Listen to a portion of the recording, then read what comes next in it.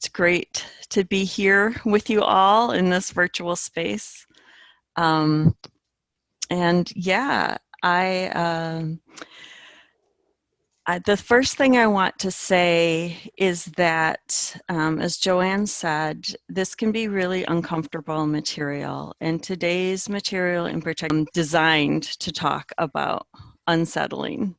And it can bring up settler anxiety for those of us who identify as settlers, and it can bring up trauma for anyone who might identify as Indigenous or otherwise affected by colonization. Yeah. So please take care of yourselves during this hour and 10-15 minutes that we spend together. If you find that you need to stand up and stretch and get some tension out of your body, if you need to get some water, if you need to take a snack, if you need to mute for just a moment and kind of catch your breath, all of those are fine, and I will not take offense at all. So yes. So Joanne, oh, it's been over a year now, right? Joanne and I have talked about bringing some groups to Apple Farm that meet at the intersection of the imaginative work that is often done at Apple Farm and anti-oppression work. I have been, for the last 4 years, doing a lot of anti-racism and anti-oppression work locally and also online, and so connecting with national organizers as well. This is all in the context of Black Lives Matter, of immigrant justice, of water is life, of fighting Line 5 here in Michigan. So very political work, very racialized work, but certainly with the ideal and maybe that archetype of justice kind of driving a lot of work that I've been doing recently. And freedom, I would say too, liberation. So this group lands in time between a couple of different holidays. One was on October 12th. It has traditionally been called Columbus Day. In my city, at least, it's been rededicated as Indigenous Peoples Day. And in many other places, it's been done so. There is a trend to turn away from Columbus, the colonizer, and towards Indigenous folks who, whose land this is. And then, of course, coming up will be on November 26th this year will be Thanksgiving, which is another fraught day between settlers and Indigenous folks, and something that in the collective discourse we are reckoning with right now, right? With what do we do around Thanksgiving Day, and how do we talk about it, and how do we teach about it? And so in the link or linked within the event description was this essay that I came upon probably a year or so ago called Decolonization Is Not a Metaphor. And if you did not read the whole essay, that's okay. If you did read it, that's great. This is an essay written for liberal arts and education scholars in particular around decolonization and the way that word has been used in education. I am not a scholar or an academic. I am not an expert on decolonization. As a settler, I'll never be an expert on decolonization. I just wanted to bring the article to all of you in excerpts in a shortened, abbreviated form, and talk about it because it does intersect. It does a very interesting thing and is not a metaphor. And in order to explore that, it talks about metaphors and myths that settlers have often used to justify our being here and to relieve our anxiety around treatment of Indigenous folks and Indigenous land. And can I just see a show of hands of who did read the article or part of the article? Okay, great, great, that's perfect.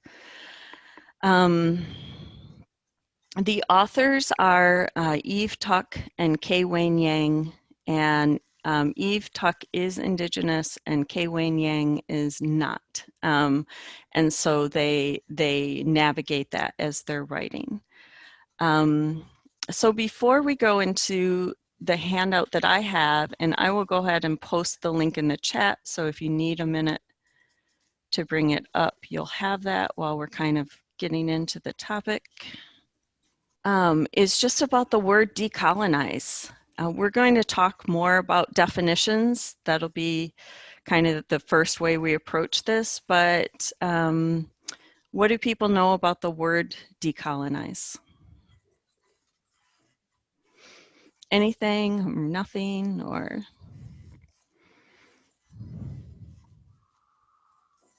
I would know it a little bit because of having been in West Africa for quite a long time, and as in the 60s, particularly the early 60s, when many African countries were ceasing to be colonized in that sense of Yep. being ruled by England or France. Yeah. So that's really my knowledge of it. Right. Right. So, Don, correct me if I'm wrong, but I thought Liberia was an attempt to decolonize America of African Americans. Yeah, that was part of it. As freed blacks, as more slaves became free in the early part of the 19th century, there was a movement which definitely had mixed motives. Part of it were partly there were folks who thought from a humane perspective that maybe some slaves would want to return to Africa, to their continent of origin. That, of course, not taking into account that almost no slaves could tell you exactly where they'd come from, because they would be second or third generation slaves. But then the idea spread. One active member was one of George Washington's cousins of sending freed slaves to Africa. And there was something called the American Colonization Society organized to do that. And in the early 19th century, they shipped off a relatively small number of folks, anyway, freed slaves to what is now Liberia. As they created a colony for themselves, of course, they came into conflict to some extent with the indigenous tribes. And even when I was there, the presidents, the ruling class were these so-called Americo-Liberians who traced their ancestry back to the being sent to Africa. And and there was tension between them, and there was still tension between them and the indigenous folks. But anyway, absolutely right. That became long answer to your question. Right. I mean, yeah, just shorten it. Right. It was an attempt to decolonize that ended up recolonizing in some ways. Absolutely. Because because the American freed slaves didn't know any form of government after what they'd seen in the American South, and they sort of many of them set themselves up as plantation owners. So, right. So yeah, that's a good look at the history. Decolonization post-World War II has been done with fighting, Algeria being an example of that, right? With bombings and gunfire and war tactics. And then in India, kind of famously, there was a nonviolent movement to decolonize India, the country there. And Gandhi is well known for his methods. yeah. The last 70 years, Israel, the Zionist Israeli state, has been doing that to the Palestinians, and exactly. seems to be very, very ruthless, directing their military against children, and trying to drive the 5 million Palestinians off the land as if they never existed there. Right. Exactly. Exactly. So the colonization started not only by, but often by European settlers, has had ramifications through and through, right, into Jewish folks looking to reclaim a sense of home, and the same with freed U.S. slaves.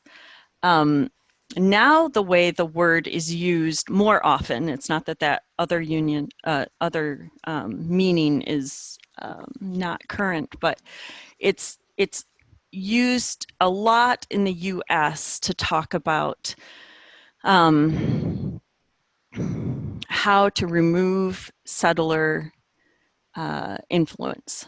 And it's used a lot in education to talk about things like decolonize your mind, decolonize education. And as an unschooler myself, I can say a lot about that, about removing the settler influence from, or the top-down hierarchical teacher, lecture, and worksheet influence from education. I certainly have some experience with that.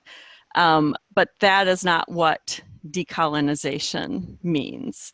And the purpose of the essay is to really question that and to talk about how harmful that is to take a movement that has real teeth and real action and is Indigenous owned, really, and kind of make that into something where we talk about education in kind of these loose, like mix it up with other civil rights and social justice kind of issues. So in the handout that I've shared in the chat, Tom, do you need me to share it again? I know you've been having some connectivity issues. I can do that in a minute. Yeah. No worries. I'm in the roundhouse. Oh. Yeah, I usually get a little better internet if I'm closer. Makes me look ghoulish. Yeah, it's all good. So I've taken excerpts from the 40-page essay that we can read together. I've started with some definitions. We'll go through the introduction of the essay, and we'll talk about some settler metaphors, some moves to innocence that settlers like myself use to try to deal with our settler anxiety. Some questions that I just have to consider throughout. I mean, you will have your own questions, of course, too, but as a group of people who often live into and examine metaphors, here we see them being talked about as a tool of oppression. How do we hold that tension? You know, Joanne mentioned that tension of the opposites. How do we hold the tension and the anxiety that may bring up in us?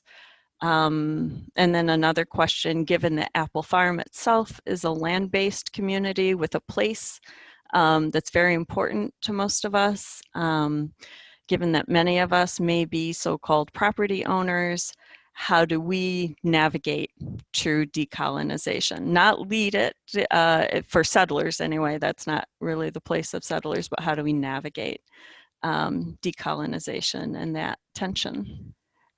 I would be willing, I'm willing to read the definitions. Are people willing to take turns with reading the rest of the text as we go through? And I don't know if we'll get through the whole thing, and that's okay if we don't. If someone can remind me at about 5 minutes to 8 or 8, I would like to jump to the end at that point and make sure that we get the last part. But are people open to reading parts of this together? Okay, great. Now I will go ahead and share my screen.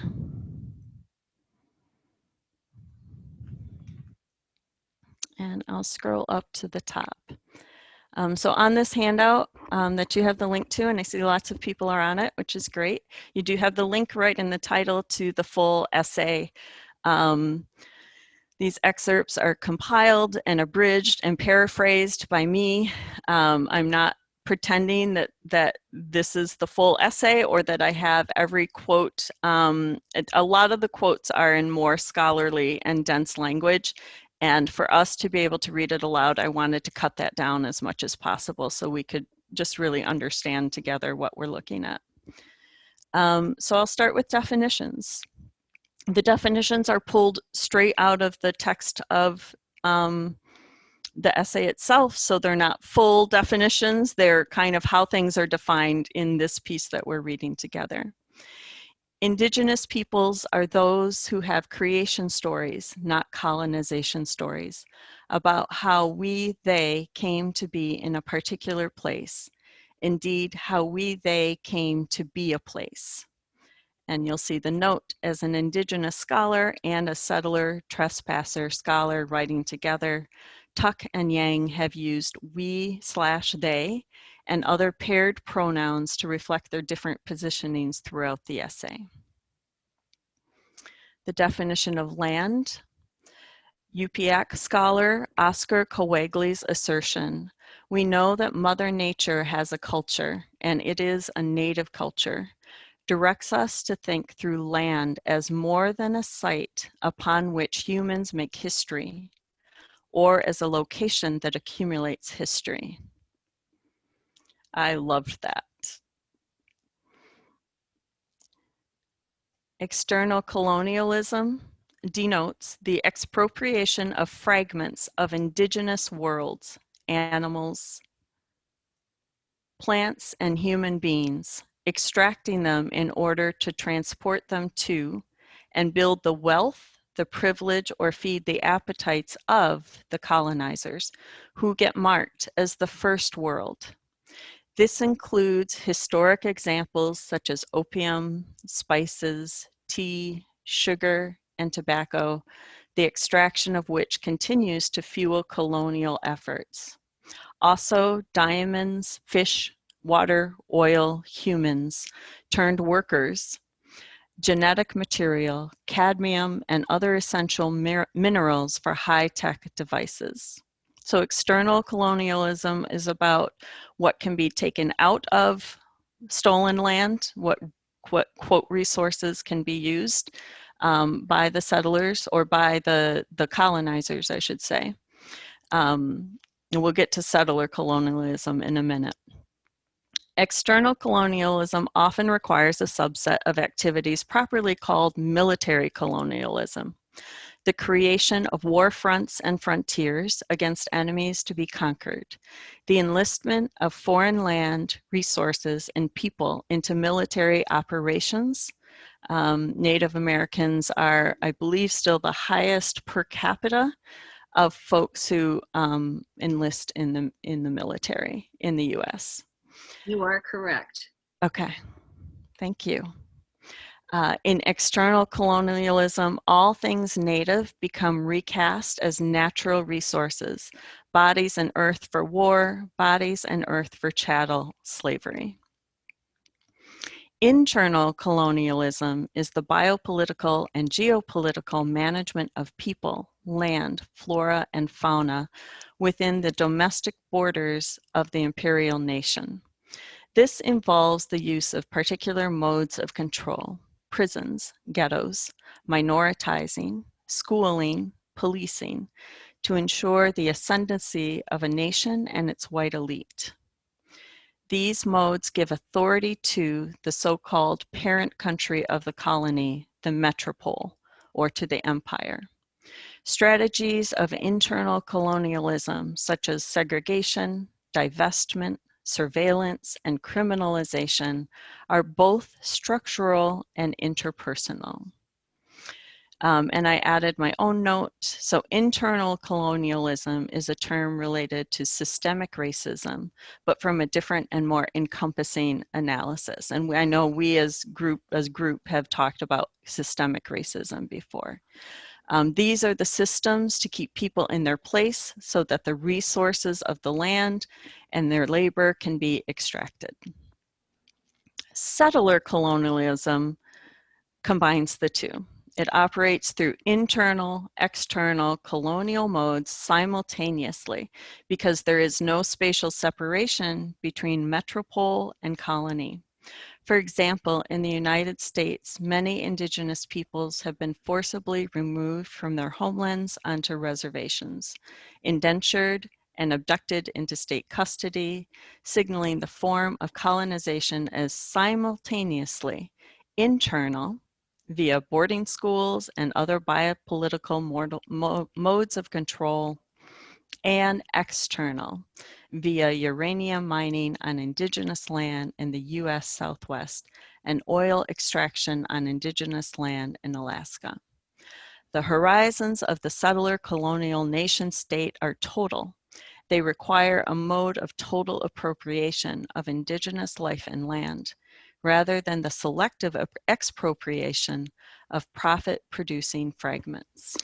Settler colonialism is different from other forms of colonialism in that settlers come with the intention of making a new home on the land, a homemaking that insists on settler sovereignty over all things in their new domain.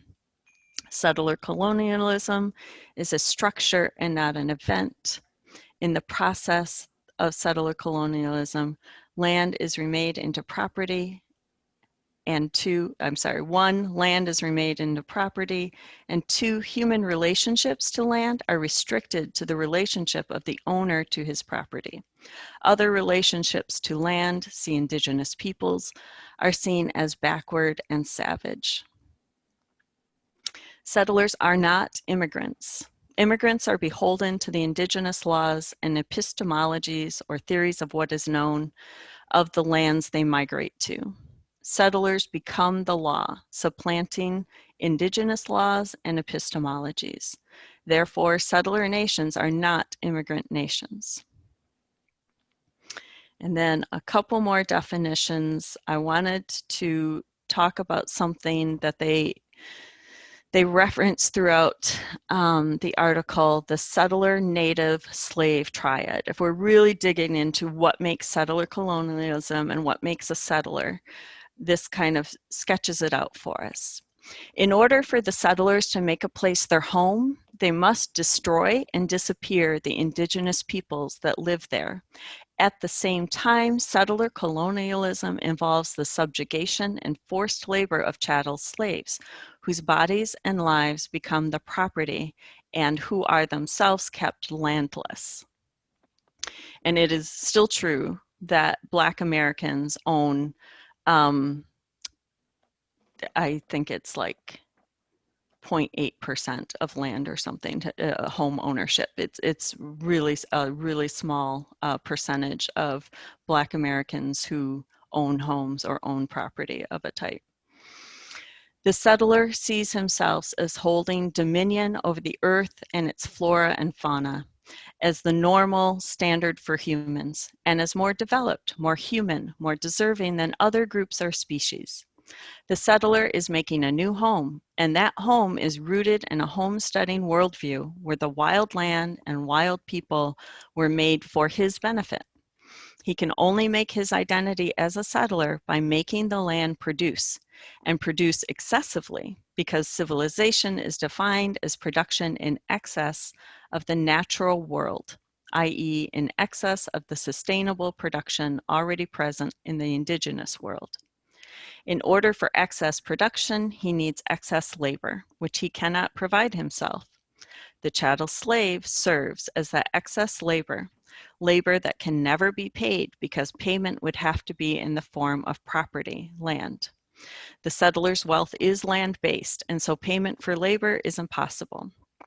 The settler positions himself as both superior and normal. The settler is natural, whereas the indigenous inhabitant and the chattel slave are unnatural, even supernatural.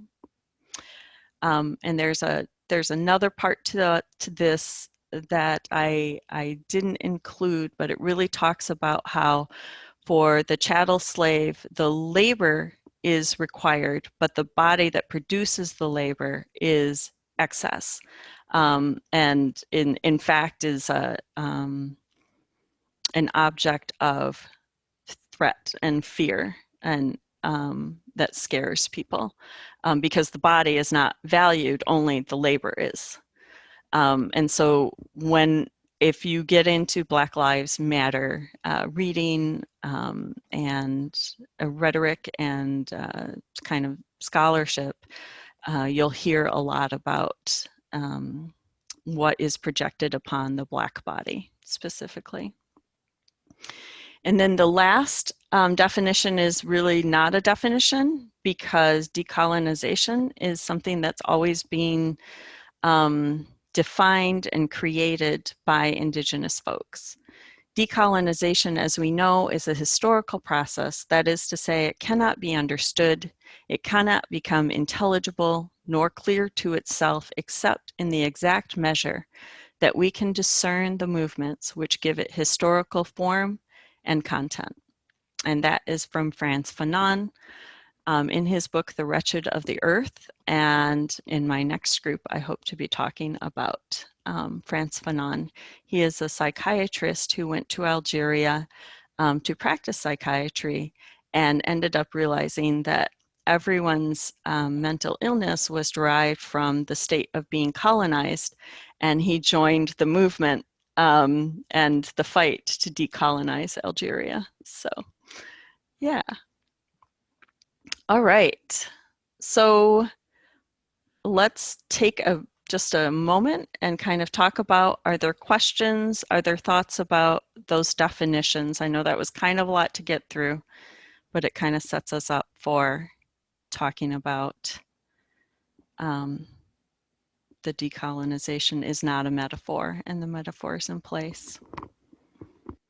We'll start at introduction. I believe, At a conference on educational research, it is not uncommon to hear speakers refer almost casually to the need to decolonize our schools, or use decolonizing methods or decolonizing student thinking. Yet we have observed a startling number of these discussions make no mention of indigenous peoples, their struggles for the recognition of their sovereignty, the contributions of indigenous intellectuals and activists to theories and frameworks of decolonization.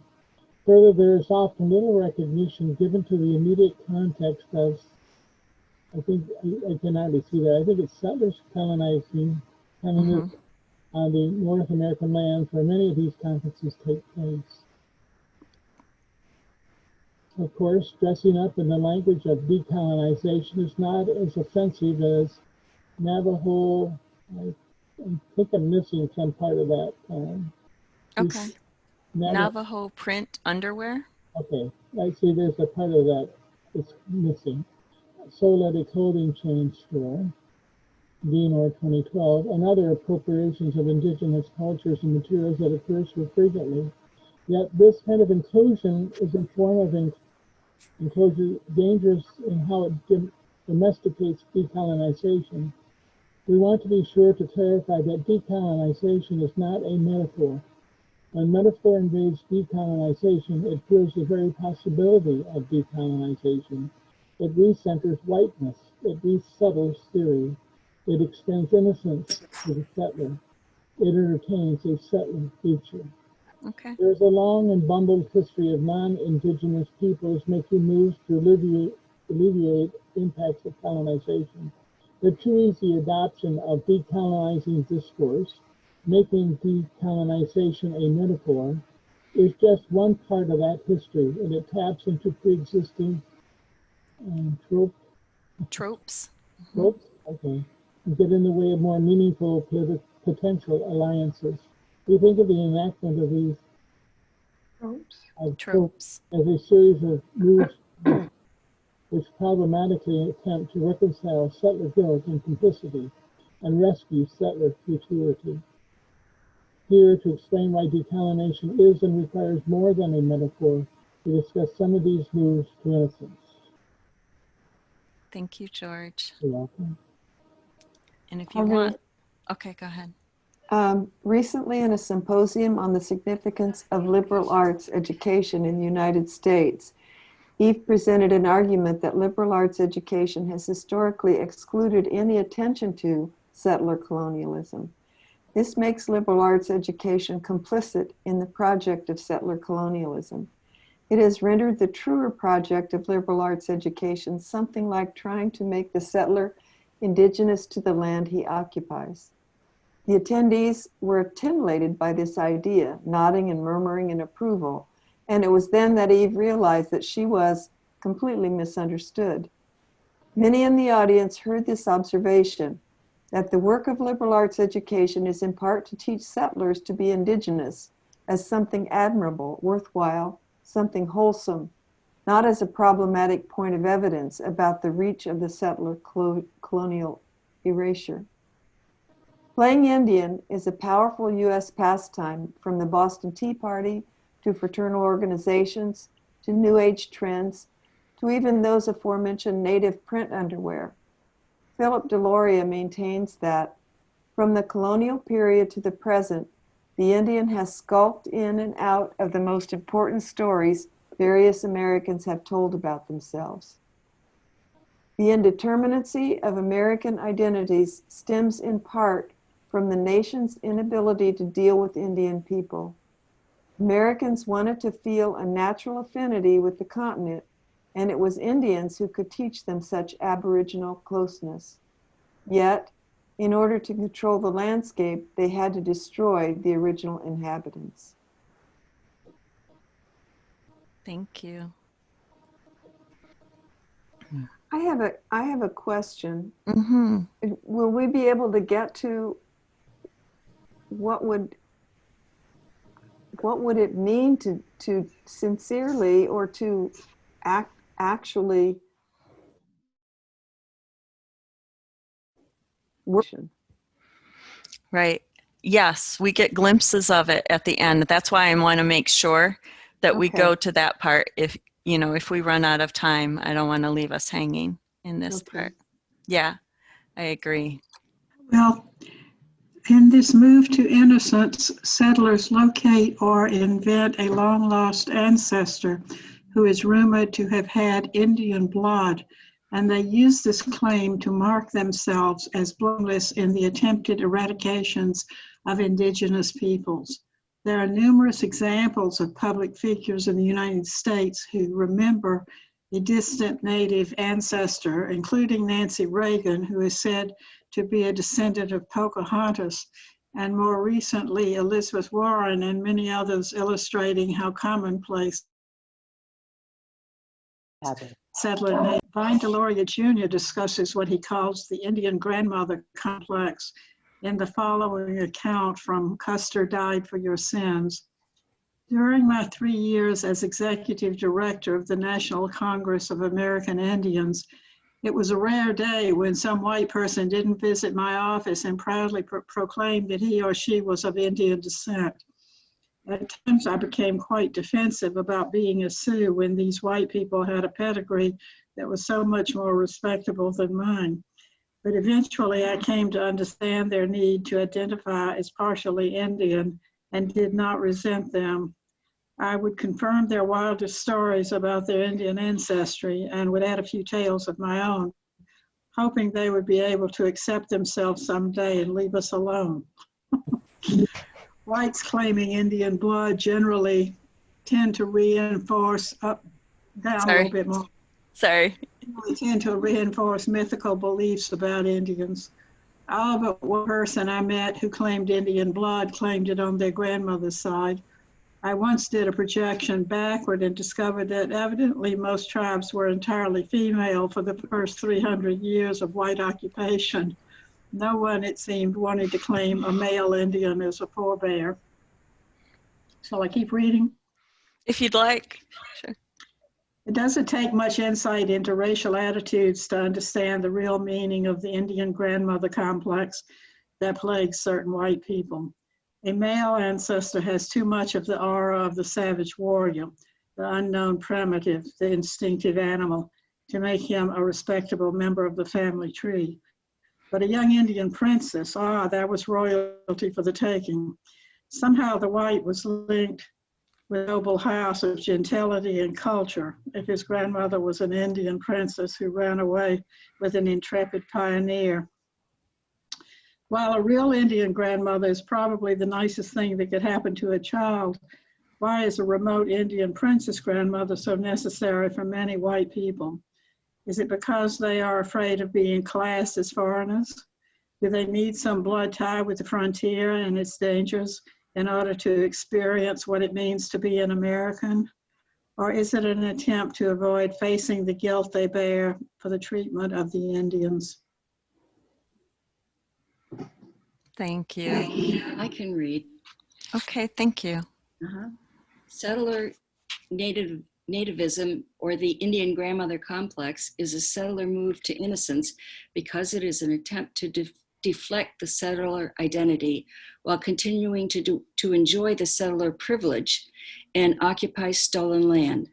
On one level, it can be expected that many settlers have an ancestor who was indigenous and/or who was a chattel slave. But indigenous peoples and chattel slaves, particularly slaves from the continent of Africa, are racialized differently in ways that support logics and aims of settler colonialism. The erasure of the indigenous person and the capture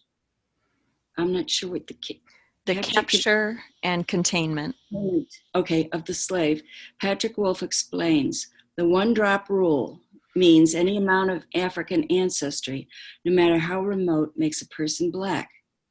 For Indians, in stark contrast, non-Indian ancestry comprised their indigeneity, producing half-breeds, a regime that persists in the form of blood quantum regulations.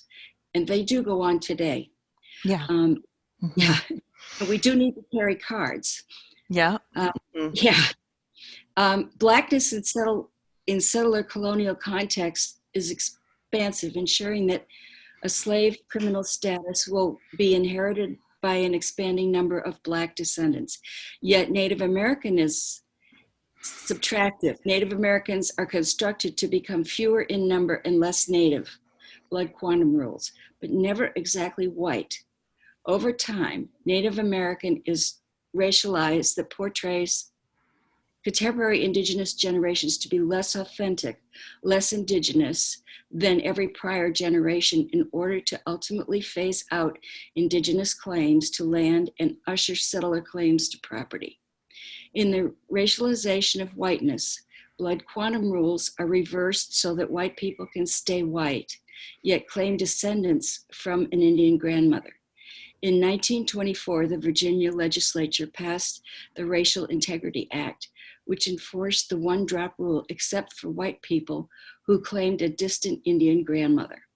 The result of strong lobbying from the aristocratic first families of Virginia, who all claimed to have descended from Pocahontas, including Nancy Reagan, born in 1921.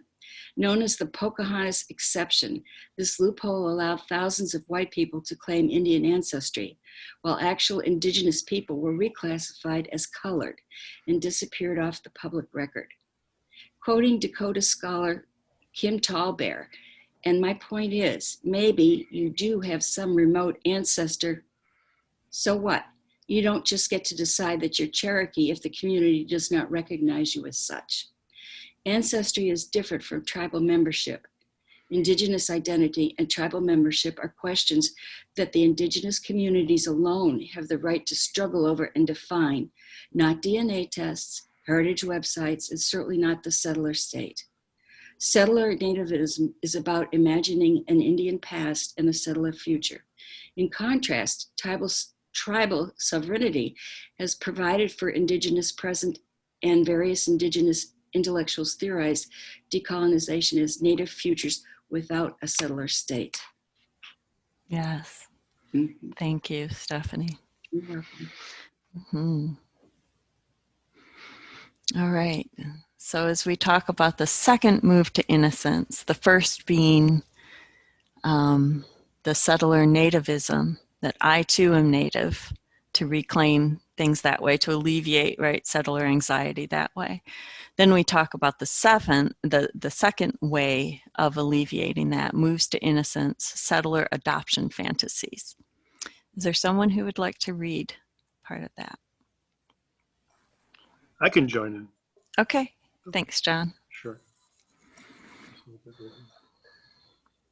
In the film Dances with Wolves, a Union soldier in the post-bellum Civil War era befriends and protects the Lakota Sioux, who are represented as a noble dying race. Scholar Sarah Ahmed critically engages the narrative in which a white man, played by Kevin Costner, comes to respect the Sioux, to the point of being able to dance their dances. The white man in this example is able to become without becoming. Ahmed 2000, that's on page 32. He alone is transformed through his encounter with the Sioux, while they remain the mechanism for his transformation. He becomes the authentic knower, while they remain what is to be known and consumed and spit out again as good Indians who confirm the white man's position as a hero of the story. The Sioux remain objects, while Kevin Costner is able to go anywhere and be anything.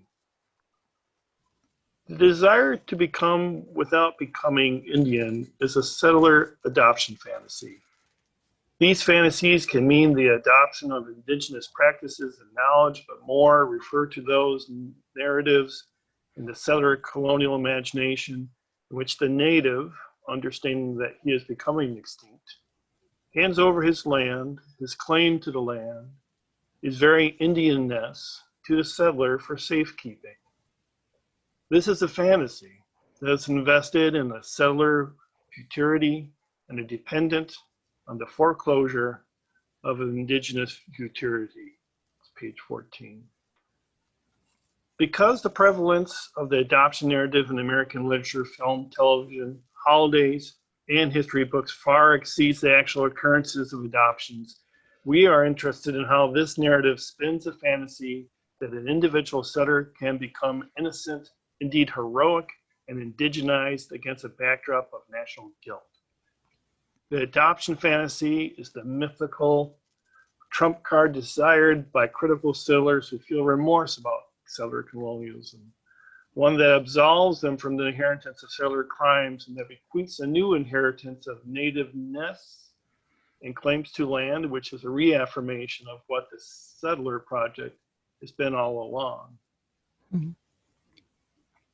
Great, thank you, John. The next several paragraphs are about the last of the Mohicans.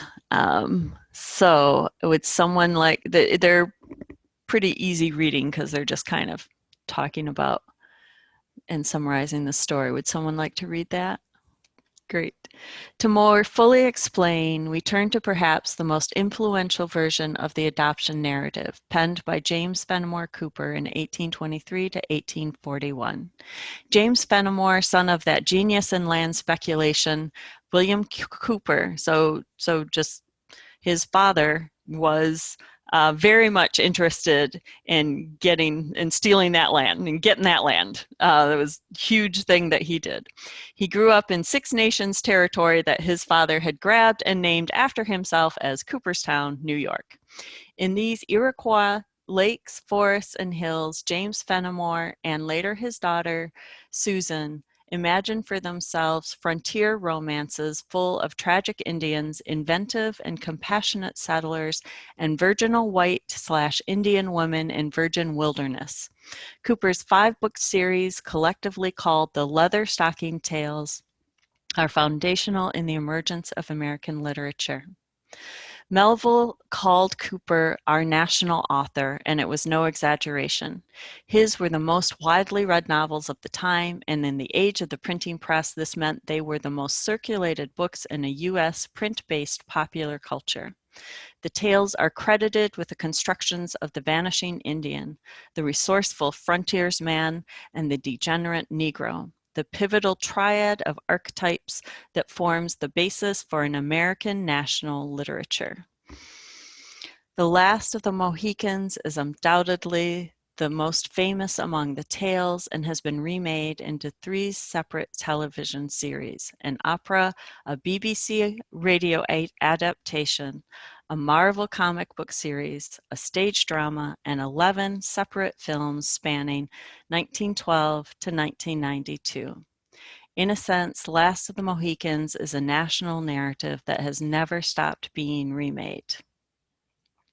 Across all 5 books, Cooper's epic hero is Natty Bumppo, a white man gone native, at home in nature, praised for his wisdom and ways that are both Indian and white. In Last of the Mohicans, this hero becomes the adopted son of Chingachgook, fictional chief of the fictional tribe Mohicans, who renames Natty Nathaniel Hawkeye, thus legitimating and completing his indigeneity. At the same time, Chingachgook conveniently fades into extinction. In a critical, symbolic gesture, Chingachgook hands over his son, Uncas, the last of the Mohicans, to the adopted indigenized white man, Hawkeye. When Uncas dies, the ramification is obvious. Hawkeye becomes, without becoming, the last of the Mohicans. You are now one of us, you are now native. The pale faces are masters of the earth, and the time of the red men has not yet come again. Cooper, page 407. In this fantasy, Hawkeye is both adopter and adoptee. The act of adopting indigenous ways makes him deserving to be adopted by the indigenous. Settler fantasies of adoption alleviate the anxiety of settler unbelonging.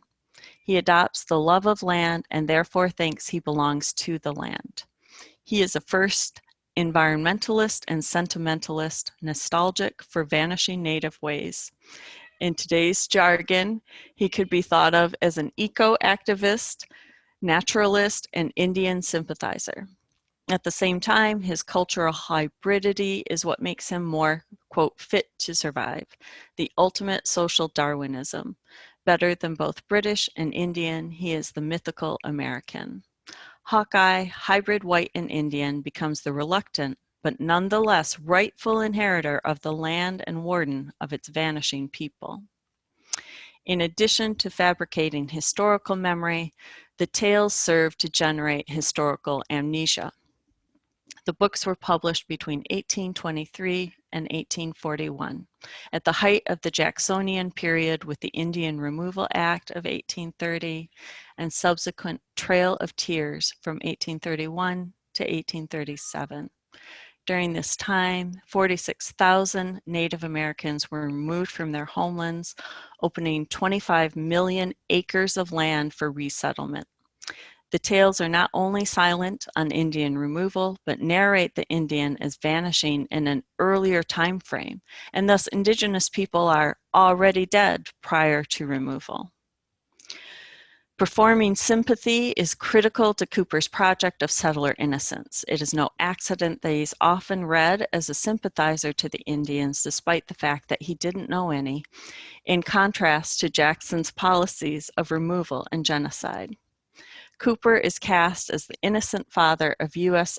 ideology, in contrast to the bad white men of history. So that was the second major. Hello, would you like to meet my cat? That was who has decided to insert himself into this conversation.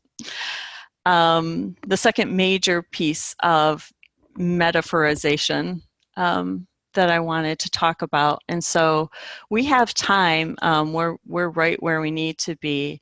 If people want to take a break and just kind of like reflect together on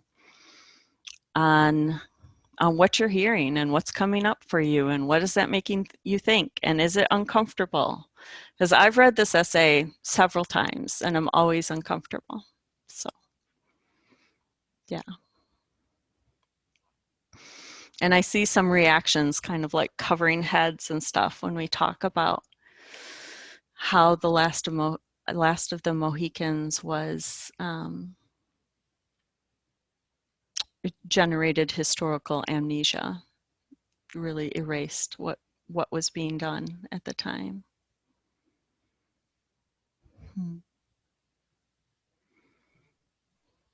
It's so easy to understand how many of us were duped into believing this narrative, because it made us comfortable and it made sense from our settler perspective. And so it was easy to believe this and to take it all in. When I read these stories as a kid, I did not question any of this. I thought the author was right on, and we were doing the Indians a service, a favor, by what we did to them. Yeah. Yeah, thank you for being honest enough, to say that, because in whatever ways that decolonization needs to be navigated, it will not be done with lies, and with continuing these narratives. And that means we have to name. We believed these narratives. We were signed right on for that. I've done a lot of research into my ancestors, some of my ancestors' roles in driving in killing Indians, and it's pretty bad. My I had a great uncle who was born in 1840. And his name was James Fenimore Cooper, and he became the most powerful man in the county for, 80 years. And I've often wondered if being named James Fenimore Cooper was one of the sources of his power. But I ran across some information. You probably know about this, Amy. But it completely astounded me that in Georgia, before they started military actions, what they called the Indian removals, they tried an experiment of having white male settlers come in large numbers and marry or attempt to marry Indian women. And what they couldn't, they basically said, let's see if we can marry them into submission, before we have to kill them. So there's a lot of really, not a lot, but there's some interesting stuff written about what was going on at the time it was going on, diaries and journals. So if there's anybody that's interested in further exploring that, I can give you some sources. That may be where the Indian grandmother thing originates, because quite a few of them did end up marrying, or whatever they called it at the time, Native women. Yeah, for sure. I'm going to step away for just a moment. Oh, someone mute. I'm going to step away for just a moment to let my cat out because he's wanting to get out of the room I'm in.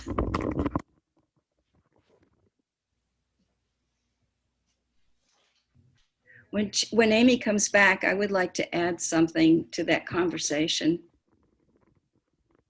Okay, Amy, could I please add something to the conversation? Yes. Okay. As you were saying, you were talking about the Trail of Tears. I don't know if people around here understand about the Trail of Death. I don't think I know that reference. Okay, that's the Potawatomi. Okay. In 1837, December of 1837, the Potawatomi were routed from their homes and marched to Oklahoma with the clothes on their back when the men came with the long guns. I think I heard about that the first time in February of this year. So, and Yeah. I did not remember that it was called No, that. you know, they know the Trail of Tears, but they don't know the Trail of Death. Death. And the reason that Pokagon band stayed in this area was because they agreed to become Christian, and Notre Dame protected them. So the Pokagons did not have to march, but all the other Potawatomi in this area did march. Yeah. And they stopped in Wisconsin, and they stopped in Kansas, and you have big reservations there. And then finally they were driven to Oklahoma. Wow. So thank you for sharing that. What was the date of that, Stephanie? 1837, December 1837. So it's in our backyard too. Yeah, for sure. Yeah. Absolutely. Yes. And, yeah. And I think the beginnings of the Trail of Death were near Logansport, Indiana. Well, I know and they went across the rest of Indiana through Illinois and across the Mississippi to Kansas. But there's a group of them that went up to Wisconsin, and right now it's that's the town where they're all located right now isn't on my mind. But yeah, but and then Kansas. Yeah. So you've got Prairie Band and you've got Citizens Band, and I'm missing the one up in Wisconsin. And one of the worst of the generals involved in all of that, I believe, was General Mad Dog Wayne, who Fort Wayne is named after. Oh. So it's probably time for them to start reconsidering their name. Yeah, that makes sense. All right, we don't have much more. The move to innocence, called colonial equivocation, I really just picked out one line from it. I have a friend, Mary Balkin. She's not in the essay, but one of the things is we talk about European paganism and ancestry and those kinds of things. We talk about a lot of things, but those are some of the things we talk about. And she once said to me, the first people we colonized were ourselves, which really resonated with me, absolutely. And I wanted to put that next to the statement from the article. We are all colonized may be a true statement, but it is deceptively embracive and vague. Its inference, none of us are settlers. And so even as we are exploring, and I think, Mary, this kind of goes to your question, like how do we navigate decolonization? What does that look like? And I think there's value in knowing there's a Black practitioner of somatics, Resma Manikem, who writes about how that folks of European descent also carry generational trauma back to the Middle Ages, back to, the ways that folks in Europe treated each other for centuries and centuries. And so definitely there's unpacking of that trauma for us to go forward. There's healing of that trauma. And I can actually add a link to his book at the bottom of this handout because it is really good. It's about how we take generational trauma and we actually embody it. And that so much of our inability to work through these problems is because our bodies are reacting in a way that our minds may not intend them to. My Grandmother's Hands is the name of his book. So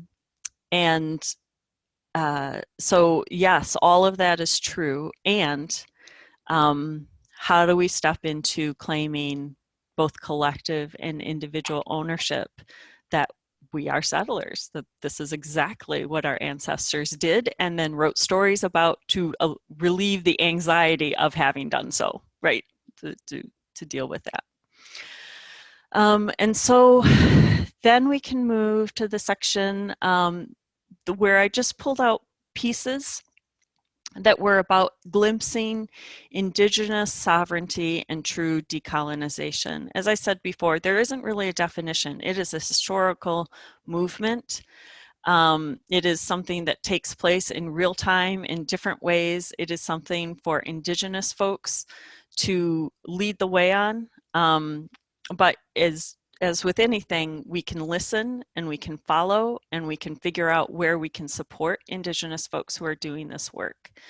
And so I'm going to repeat something that was in the early definitions, just because it's so good and it gives us a glimpse of Indigenous sovereignty. Fluency in land is part of Indigenous sovereignty and decolonization. As I said before, UPX scholar Oscar Kawagli's assertion, we know that Mother Nature has a culture and it is a native culture, directs us to think through land as more than a site upon which humans make history or as a location that accumulates history. And then this is a quote from Alice Walker that's included in the article. The animals of the world exist for their own reasons. They were not made for humans any more than Black people were made for white or women created for men. And then we really lean into the tension of it. Incommensurability is an acknowledgement that decolonization will require a change in the order of the world. Fanon, 1963. This is not to say that Indigenous peoples or Black and brown peoples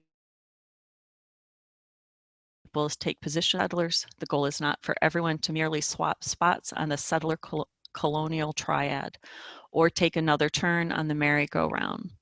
The goal is to break the relentless structuring of the triad, a break and not a compromise. Breaking the settler colonial triad, or what we referred to before as the settler slave native triad, in direct terms means repatriating land to sovereign native tribes and nations, abolition of slavery in its contemporary forms, and a dismantling of the imperial metropole. Decolonization here is intimately connected to anti-imperialism elsewhere. However, decolonial struggles here and there are not parallel, not shared equally, nor do they bring neat closure to the concerns of all involved, particularly not for settlers. And so I kind of put my own heading here, holding the tension of the opposites. An ethic of incommensurability. That is, these two things cannot be put together neatly, or, you know, they have to rough up against each other. An ethic of incommensurability which guides moves that unsettle innocence, stands in contrast to aims of reconciliation, which motivates settler moves to innocence. This is what is needed in decolonization. Reconciliation is about rescuing settler normalcy, about rescuing a settler future. Reconciliation is concerned with questions of what will decolonization look like? What will happen after abolition? What would be the consequences of decolonization for the settler? Incommensurability acknowledges that these questions need not, and perhaps cannot, be answered in order for decolonization to exist as a framework. We want to say first that decolonization is not obliged to answer those questions. Decolonization is not accountable to settlers or settler futurity. Decolonization is accountable to Indigenous sovereignty and futurity. And that is where it leaves us.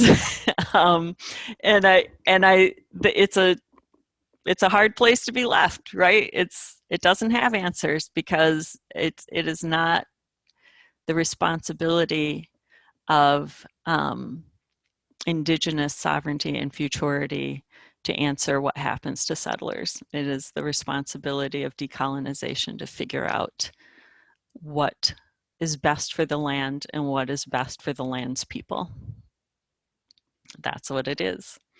And as settlers, I think we will have a lot of choices. Those of us who are settlers will have choices about, where we fit in with that and where we can support that and what that looks like. But a lot of that means stepping back, which as settlers we are often not socialized to do, and listening and following leadership as it comes and as we're able to support it and find it. So that's my spiel.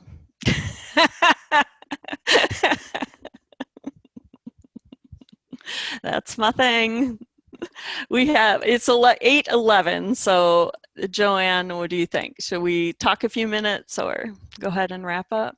Yeah, let's talk a little bit and wrap up. I think we should be done by 8:15-ish. Okay.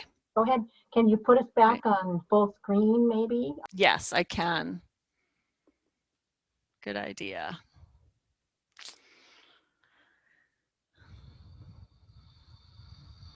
Yeah.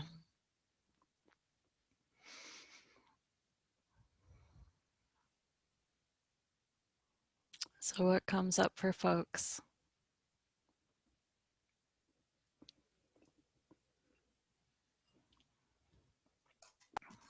Just that I'm impressed at how difficult this work is.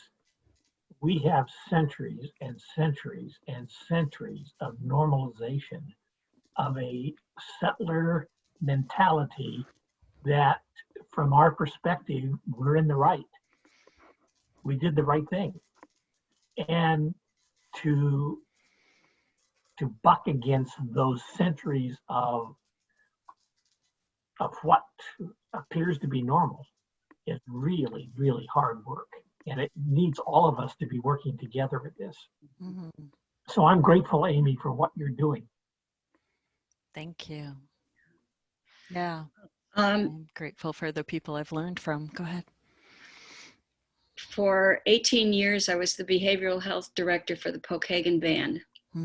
And I can really attest to what the colonization has done. And as you say, the generational trauma effect. And it isn't even that long ago. I think it was like the late 50s or early 60s that the last boarding school was closed. My mother-in-law was taken when she was 3 years old to Mount Pleasant boarding school. And she stayed there until she was 16, and then she went to work as like a nanny for somebody. She had absolutely no knowledge of her history, her culture, her language. She lost all of that. Yeah. And then she proceeded to get married at an early age and raised 12 children. And I don't know how she did it because she had no idea of family dynamics. Yeah. And she didn't fit into the white culture. She didn't fit into the tribal culture. Eventually she did, but it took a long time to work her way back into the tribal culture and understand the way we are. But yeah. And as you say, most of the problems like the addiction and the mental illness and things like that have stemmed from the colonization. Yeah. So. Absolutely. And it's exciting to see the movements and the voices that are happening now, Water is Life and yes. Bringing attention to missing and murdered Indigenous women. Yeah, it's exciting to hear folks talking and planning. And one of the folks I know locally does some workshops called Indigenous Foodways, and he was raised not knowing, he's Anishinaabe. I believe he's Grand River Band of Ottawa, and he was raised not knowing his the folks' own history around food, around foraging, around preparation, around all of that. And he's been relearning all of that. And he'll invite people to come with him, and we'll do, like, he knows where to forage, you know, some things. And so we'll do some group foraging and then group preparation over a fire and that kind of thing. And it's something he's willing to share. And so it's okay, you know, for us to, it's always about permission and consent, right? Because he's willing to share in that way. And that's something we're willing, that's his livelihood. He caters and is a chef, is an Indigenous chef. So on a You know, we have 7 prophecies, and we're about to enter the 7th prophecy according to our beliefs. And in the 7th prophecy, we're instructed to open our ways to non-Indigenous people. And it's difficult for Indigenous people to do that, because a lot of Indigenous people, probably somewhat myself included, feel like so much was taken from us, and it has been so difficult to bring it back home. And now our prophecies say we need to share. Yeah. You know? That's rough. I mean, yeah. Oof. Talk about passion. Talk about, you know, yes. Yeah. Yeah. That's rough. You know what? That makes me think, one of the things that, you know, I've done a lot of work with my own mother and ancestral trauma, and I think I don't know what else to say, but we need that. So I appreciate that prophecy, because, you know, what I have trouble understanding is how we keep repeating this from one culture to another. I mean, and if you just even look at the immigration situation in the United States, as each new group of people came over, you know, they were treated the same way. And then when the next group came, the group that was on the bottom treated the next group, you know, and it's just gone on. And it seems like once people have been on the bottom, they should understand that that's no place for anybody to be. Yeah. You know, and they shouldn't be oppressing. And it's just always been something that's been so hard for me.